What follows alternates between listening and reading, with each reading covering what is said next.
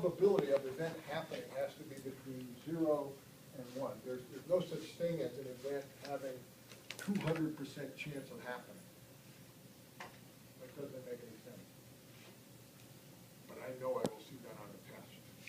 I'm absolutely confident that I will see a chance that this is going to happen is 384%.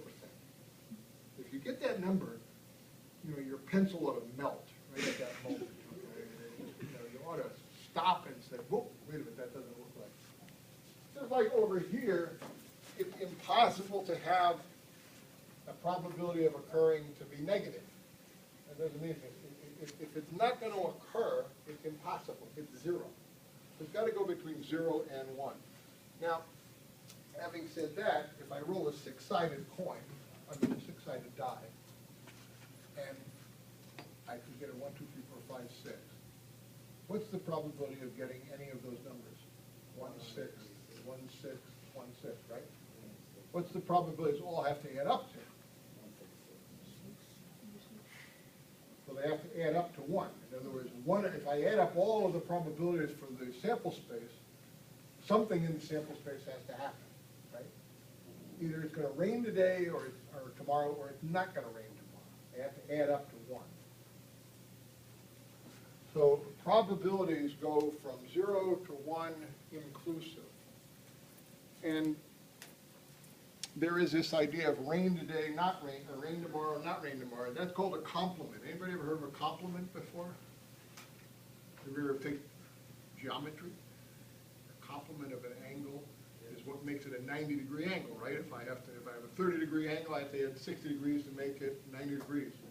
Well, it's the same kind of idea here. A complement of an event is that the event does not happen. So if I have an event, we call the event E, we designate its complement as E prime. That's kind of the way we do it, complement. And the probability that E happens plus the probability that E does not happen has got to equal what? 1. There's a 30% chance that it's going to rain tomorrow. So there must be a 70% chance what? That it's not going to rain tomorrow. So that it's either going to rain or not rain. They have to add to 1. So let's take a look at that idea and go backwards a little bit and go back to the last 3. It says, according to the company records, the probability the washing machine will need repairs during a 6-year period is 0.10. What's the probability of the complement of that? And what is the complement of that? Well, the probability is 0.9, and what is that? 0.9% chance, or 0.9, or 90% chance that they will not need repairs, right?